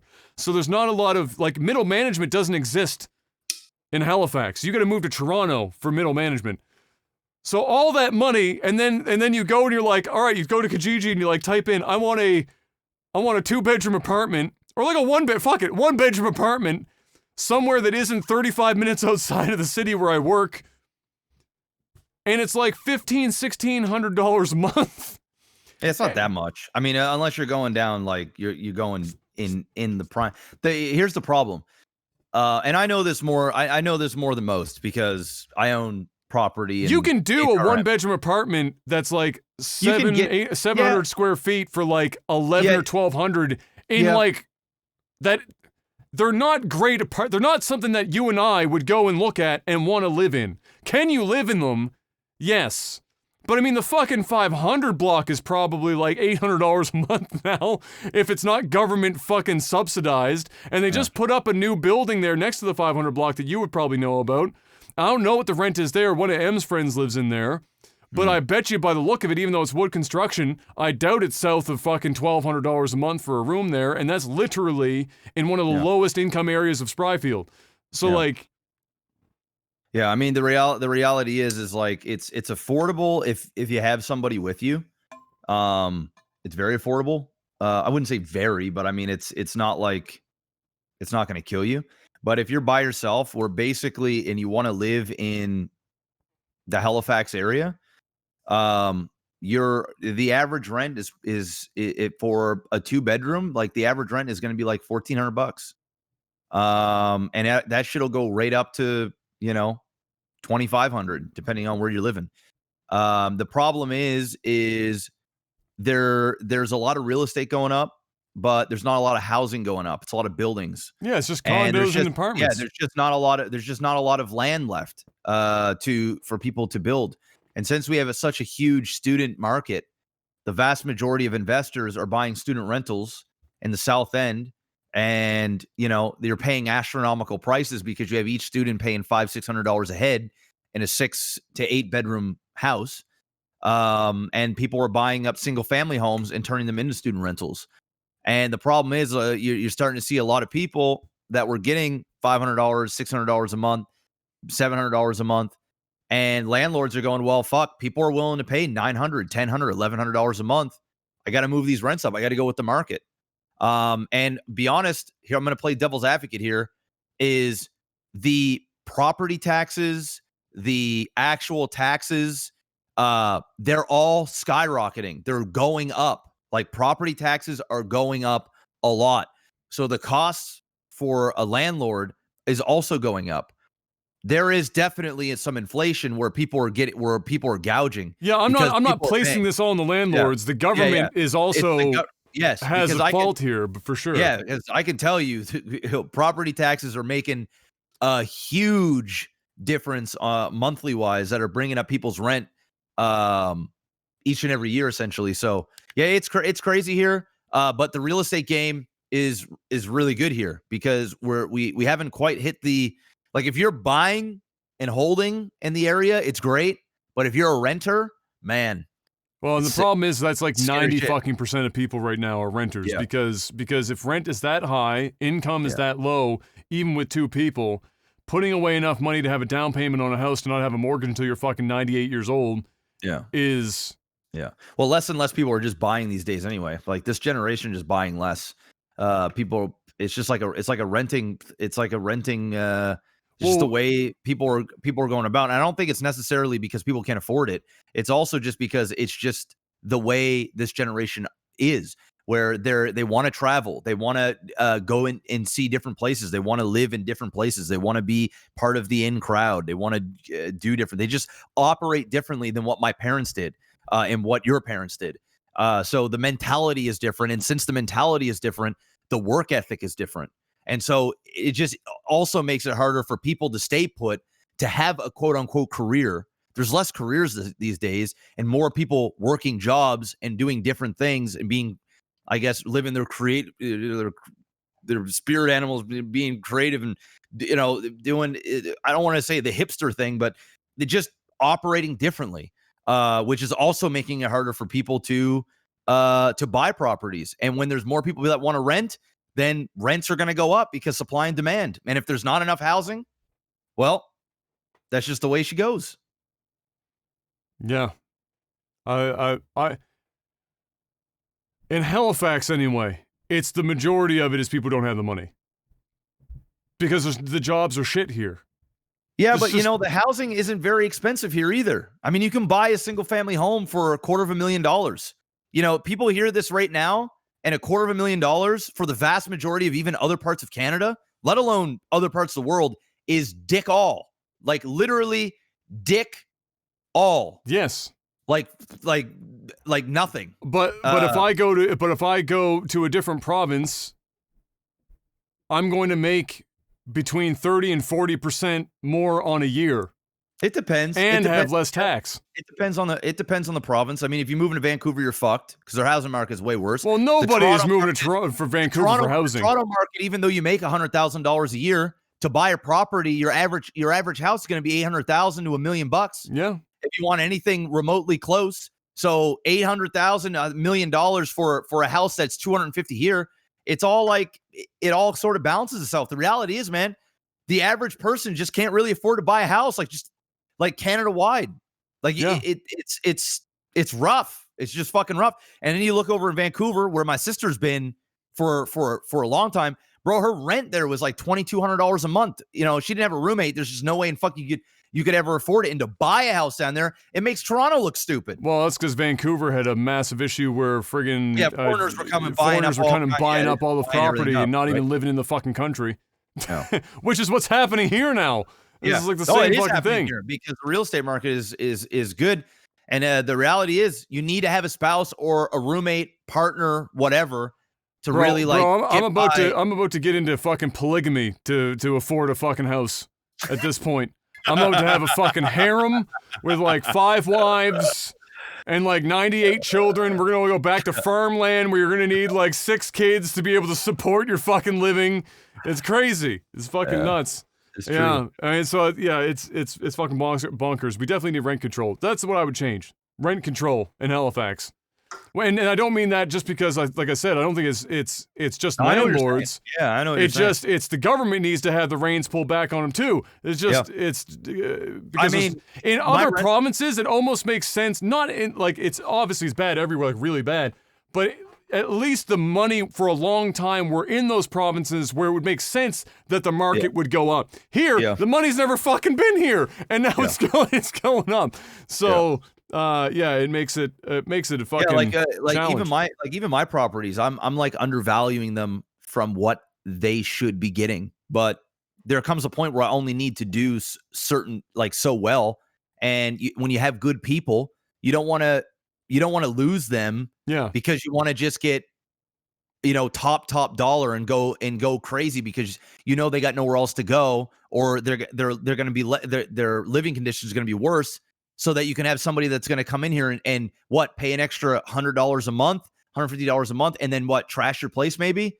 You know what I mean? I'd rather have a great tenant that's going to be there for a long time and not nickel and dime. As long as everyone's looking for stability, whether it's a person looking to buy a house to settle down, or whether it's a landlord looking to have somebody long term that's stable.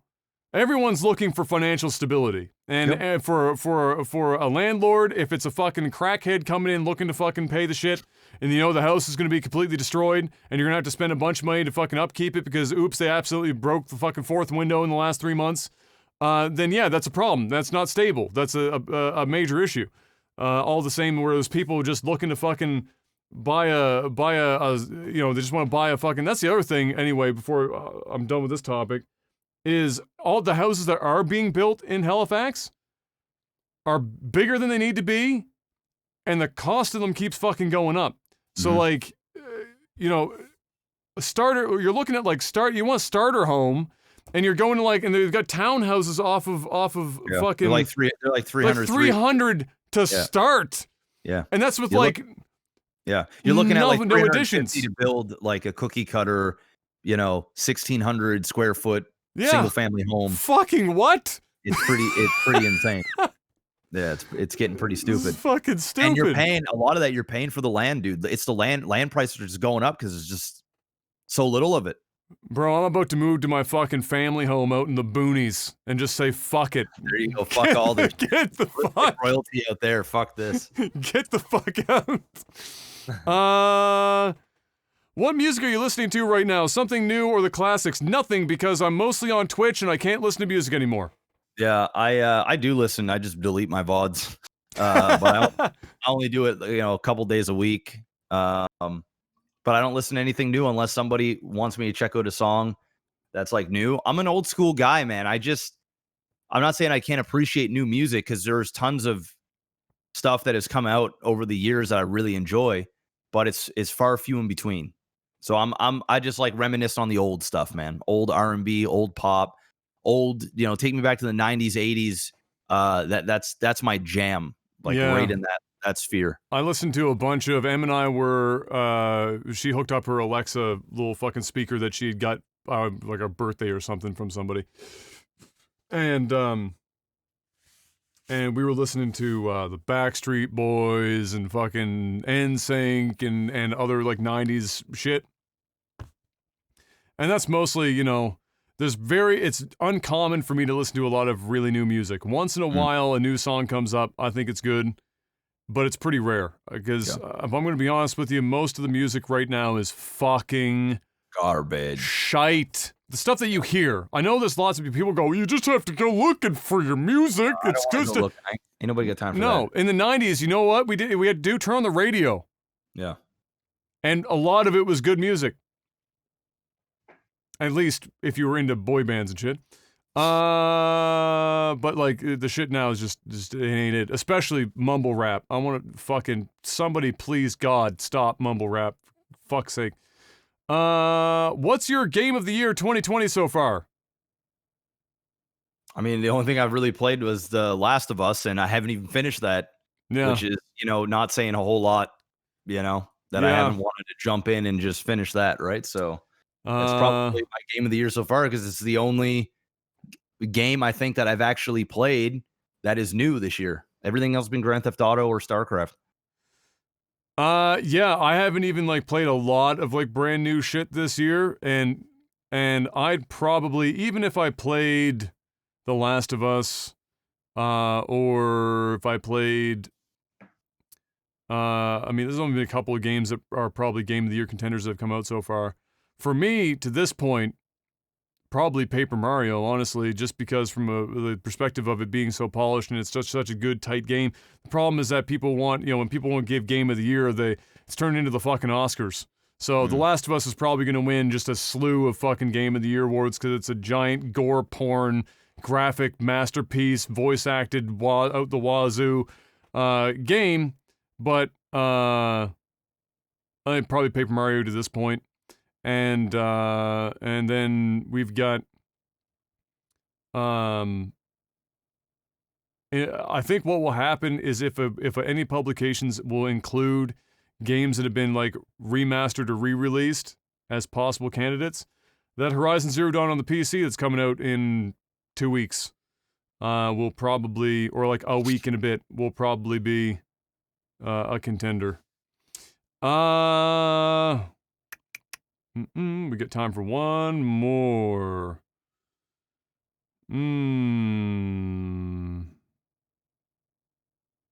Seth asks, what is something that is generally loved that you despise? Could be anything from food, music, TV, movies, etc.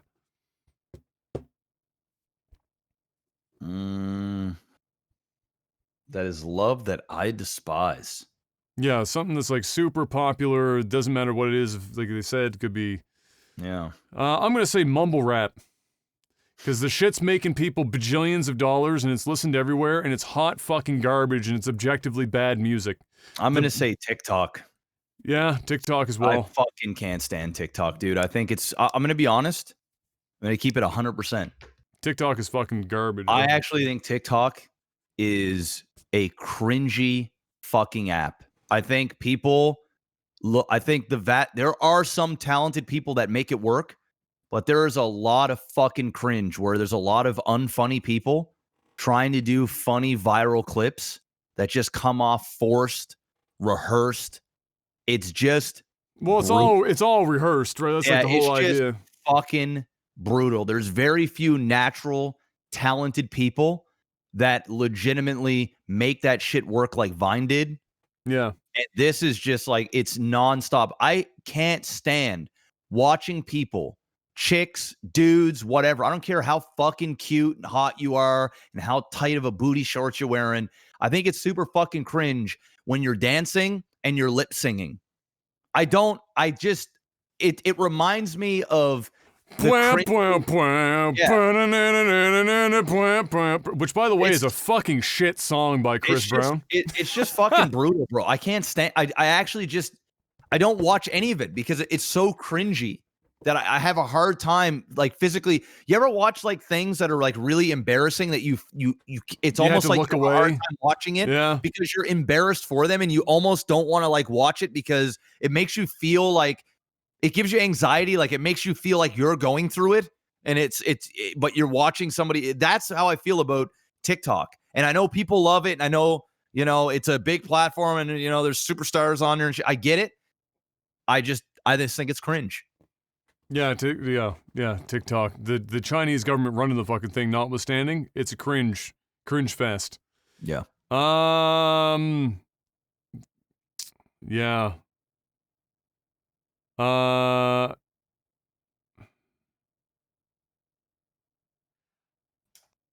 gonna say this. Fucking California rolls. Yeah. If you're not sushi, bro. If you're that person that says, "Man, I really could go for some sushi right now," like, yeah, fuck yeah, let's go get some fucking sushi. And then you go and you order a California. Go fuck yourself. I mean, they just. I wouldn't say fuck yourself. I would say more of like, bro, this ain't it. All right, this isn't sushi. Okay, if you like this, it ain't being elitist. I'm not telling you to go to a place run by a Japanese couple. The guy's 98 years old and looks like he's got fucking 82 tons of arthritis in his hands and he barely fucking rolls shit in him. I'm not being that. It's not sushi. The fucking California rolls. Are you even fish in it? I don't even like. It's just like it's. No, it's like a cucumber. Does it even have the essence of fish? Like, did somebody like wave a salmon over top of it loosely so the air like infuses it with like the essence of salmon? Really? Fuck California rolls, bro. Yeah. And like don't say you want to go for sushi and do that. Say you want to go for a fucking California roll. Yeah. I could really go for some rice and veggies. Like, there's a lot of rolls that are still fucking proper sushi. But California rolls, that ain't it. Is not one. California rolls are up there with sushi pizza for things that were not invented by a fucking person who gave a shit about sushi. There was somebody inventing shit for Americans. It's like the sweet and sour chicken ball in a fucking Chinese restaurant. Shit ain't Chinese food. They made it because your ass don't like Chinese food. That's why it's there. Here's the perfect analogy, all right, for what a California roll is, all right? California roll is the gateway drug of sushi, all right? So most people that try out sushi, they're usually iffy about eating raw fish, right? So they're like, all right, just try a California roll. So they try a California roll and it builds up that confidence of them thinking that it's real sushi. And they're like, okay, well, maybe I will try. I had mock crab. Yeah, I guess I will try, maybe a tempura roll or maybe I'll try a salmon avocado roll or something like that. And it gets them to go in. So basically the California roll is marijuana, all right? of the drugs, all right? Of the drugs. But the people that really do drugs, right? They go marijuana.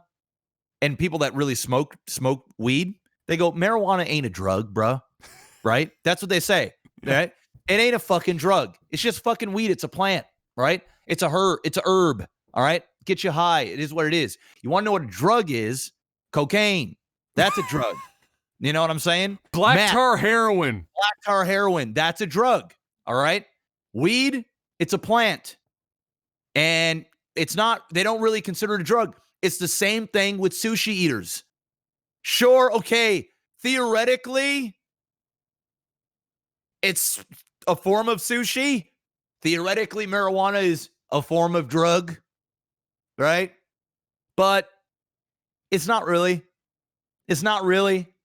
You haven't really done drugs. You can't call yourself a druggie if all you do is smoke pot.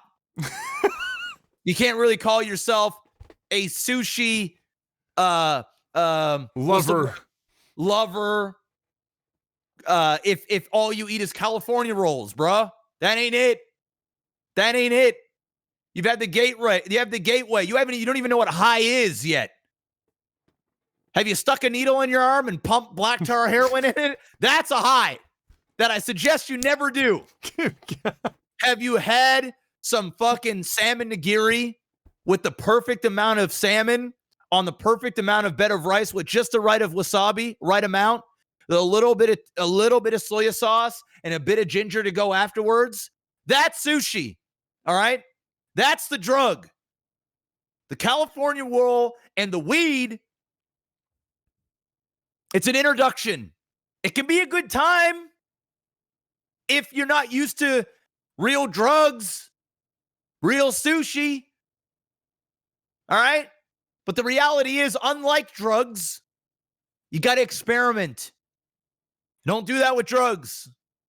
No. Right? Smoke weed, but don't experiment. Let's with use drugs. a safer analogy, Jeff. Let's use a safer analogy here. All right. You see where I'm going with this, right? You see where I'm going with this? The California roll.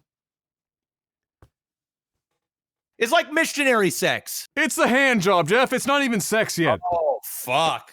You haven't even had sex yet because it's not really sex. California rolls are as much sushi as a hand job is sex. Okay. All right. It's sexual activity. Yes, technically speaking. But it's not full-blown penetration. No. All right? So the California roll is a hand job from a girl, right, that doesn't have a penis, that can't stroke at all, and you know you can do it better. All right? It's not even a good one. It's like, because you know what a good one is? Spicy tuna roll. That's an enthusiastic hand job. You know what a fucking California roll is? It's a consolation prize that the girlfriend's like, I don't want sex, I'll just rub one out for you real quick, and she's on her phone, probably watching TikTok, hearing and then you just think you're barely fucking her, you're concentrating so hard to enjoy yourself, and yeah, technically you got it in, but it's nothing to write home about. That's a California roll. All right. I'm feeling you there. So fuck California rolls. Fuck it. Ladies and gentlemen, that's another Tech Dolphin podcast. It's time to wrap this one up. Much like you would if you actually had to have something that wasn't a California roll. We'll see you guys next week. And if you have the opportunity to go and get yourself some sushi, remember, it's not a California roll. Get yourself some fucking nigiri, you plebeian, for fuck's sake. At least make it like a rainbow roll or a dragon roll that has like tuna or something. On something. Like a roll that also has fish. Something. And in case you're wondering, mock crab is pollock. It's actually just flavored fucking fish. You're already mostly there. Go the rest of the way. Cut the mayonnaise. And get off that North American bullshit. We'll see you guys next week. Thank you so much for stopping by. Hit us up with a like and comment on YouTube. Rate us on iTunes if that's even still a thing. Spread the word. Tell somebody about this podcast if they enjoy sushi. And by that, I mean not California rolls. And sexual innuendo, because we got lots of that. And we will see you guys next week for more of whatever the fuck this is. Oh, I see I accidentally did the whole thing and closed my music out, but that's okay. Peace. Stay safe, guys. We'll see you next time. Peace.